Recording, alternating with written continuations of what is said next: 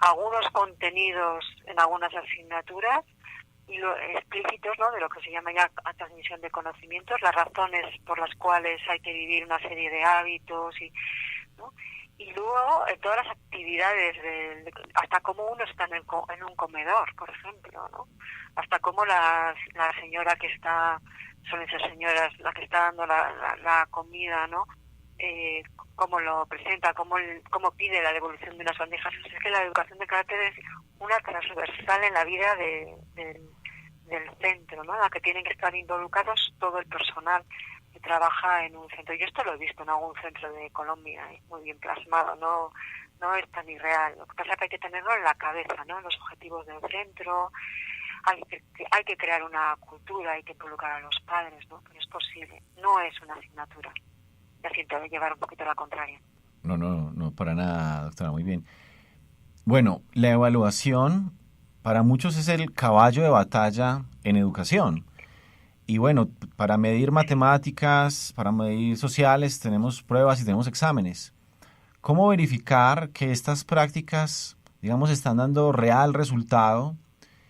¿Cómo verificar, cómo medir y evaluar que efectivamente se está consiguiendo la formación del carácter? Es el punto más difícil de esto, y además porque no sé, uno puede evaluar, ¿verdad?, que cuánto saben de aritmética unos alumnos, y entonces ponemos el baremo 5 si saben esto, 6, y claro, cuánto de fuerte es la gente. Pues es que no todo el mundo tiene que ir al mismo baremo, ¿verdad? O sea, es decir, pues hay personas que por su temperamento pueden llegar a 5 y otras a 6, pero luego eso lo compensan con otra capacidad, y entonces tienen muy buen carácter, el que pueden tener el mejor, ¿no?, balanceando todas sus capacidades. No sé si me explico, que es muy difícil. Ahí no puedes tomar medidas estándares, ¿no?, como todos llegan a 5, todos llegan a 6. Ese es el caballo ahí de batalla que todo el mundo está viendo. Entre esta dificultad y no medir nada, ¿verdad?, pues se buscan unas soluciones intermedias, ¿no? Bien, se observa climas, ¿no?, climas en los centros, es decir, pues, o cambios de comportamiento, ¿no? Por ejemplo, pues se ve, ¿no?, que como la gente, como las personas que, bueno, pues hay muchos problemas de bullying, deja de haber problemas de bullying. Hay muchos problemas de consumición o mucha adicción de móviles, de celulares, ¿no? Mucha adicción de tal, bueno, pues ir viendo que eso va descendiendo, ¿no?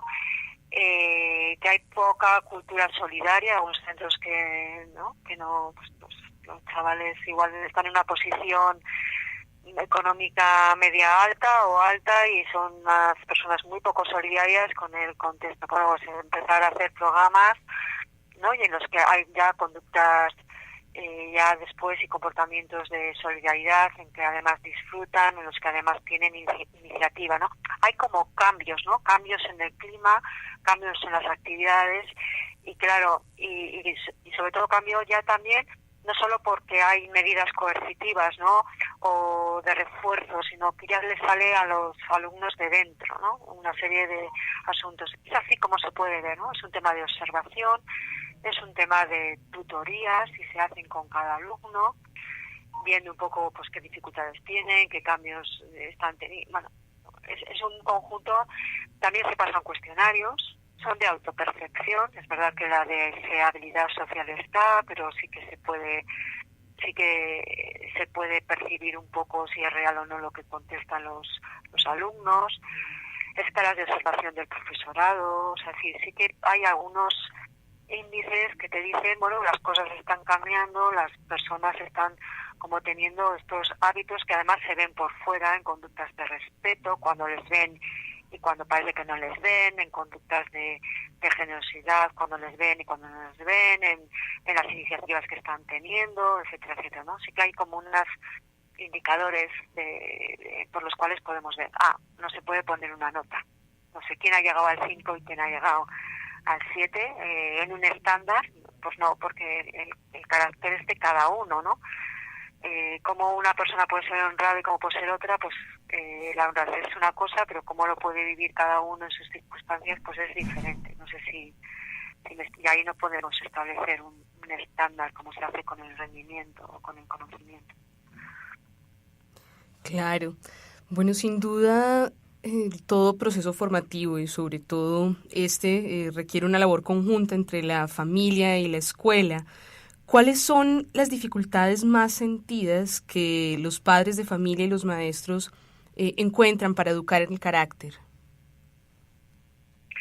Bueno, a ver, hay como 3 tipos de problemas, pero dos son ya en común con la escuela, no solo para el carácter, sino para la educación en general de los chicos, ¿no? Es decir, que yo he trabajado con profesores también en Colombia, ¿no? Y qué es lo que dicen, bueno, pues que encuentran familias que con dificultades, que a veces pueden dedicar de todo tipo, ¿no?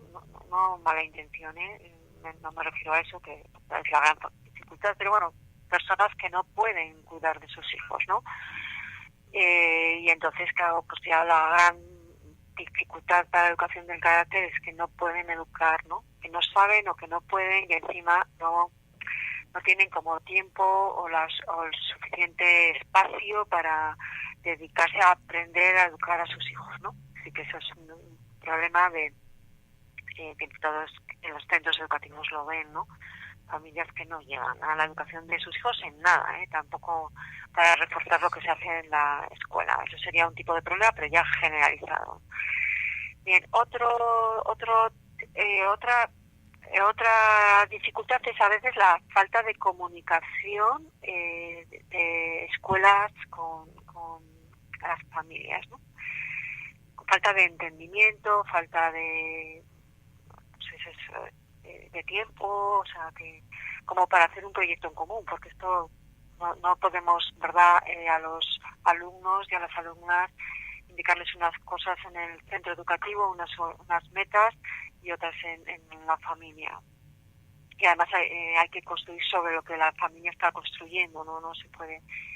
Bien, ese es otro problema.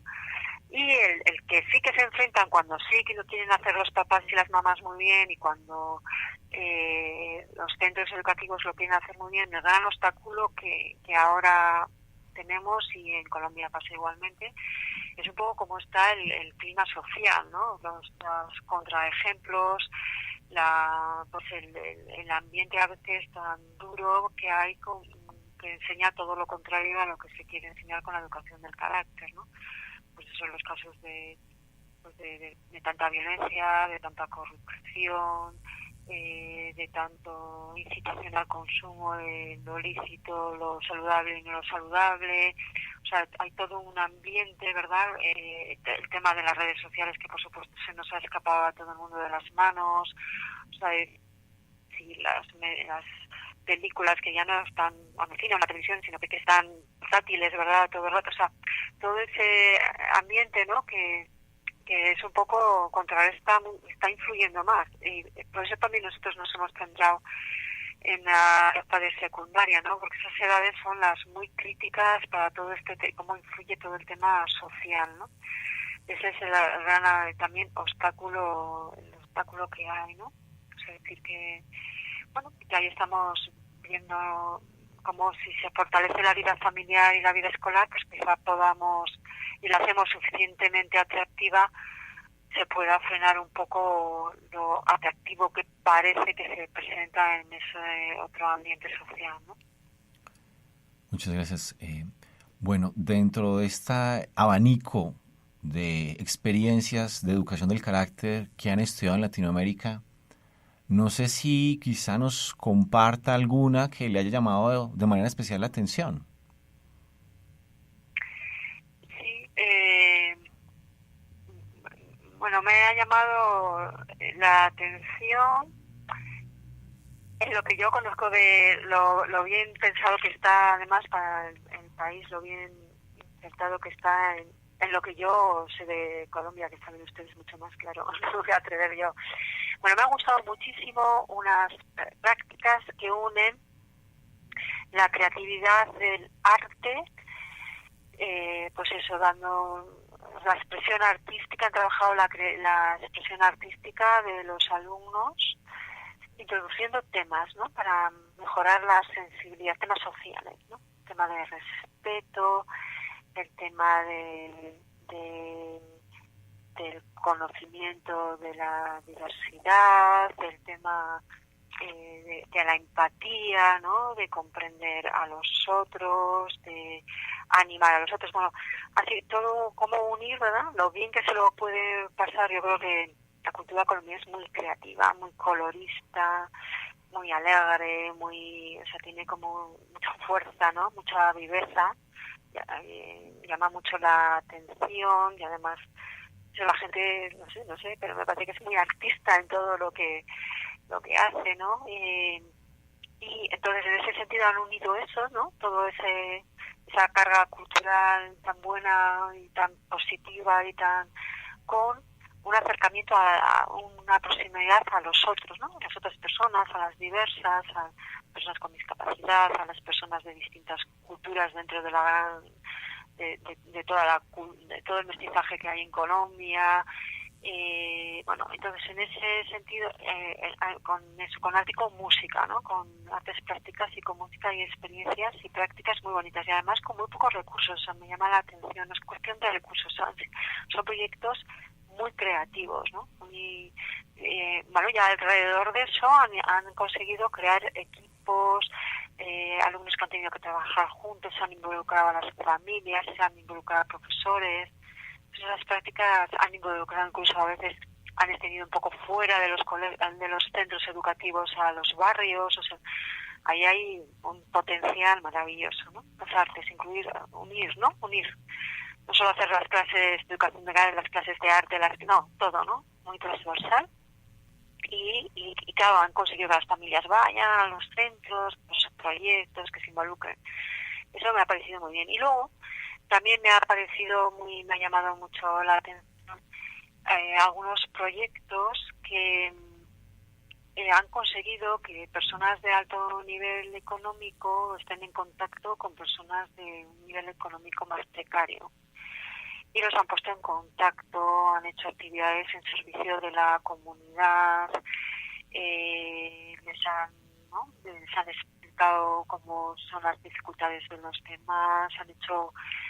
Bueno, entonces ahí me parece que eso es también muy interesante en el tema de la diferencia socioeconómica, ¿no? El acercamiento de gente que va a tener un poder adquisitivo futuro a esas otras necesidades. Creo que con el tiempo esos alumnos, ¿no? De secundaria que seguramente luego van a la universidad, que van a estar en profesiones de gran influencia en el país, que han tenido ese contacto en directo, pues me parece que igual pues ponen sus capacidades también al servicio de esas otras personas y contribuyen al desarrollo social de Colombia, ¿no? Entonces esas experiencias en las que se ve por las evidencias que han mostrado que todo el mundo está feliz con el intercambio, me parece que es muy positivo, ¿no? Eso me ha llamado poderosamente la atención, que sea posible además hacerlo pues en unos contextos difíciles, ¿no? De convivencia. O sea, decir que pues eso pienso que la gente colombiana es muy creativa,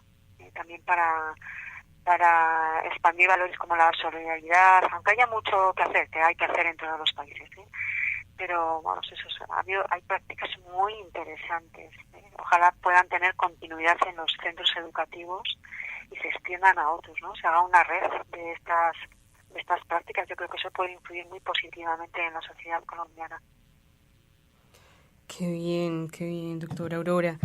Bueno, aquí me surge otra inquietud, cambiando un poquito la perspectiva, y es si acaso existe alguna relación entre la educación del carácter y la educación de la afectividad o de la sexualidad.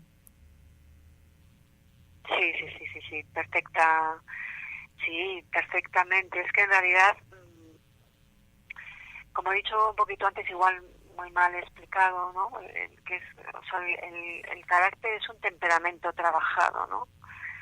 Quiero decir que nosotros contamos con unas capacidades entre las cuales se encuentran las emocionales. O sea, las emociones son una cosa muy importante para la actividad humana, ¿no? Es una manera de impulsarnos para también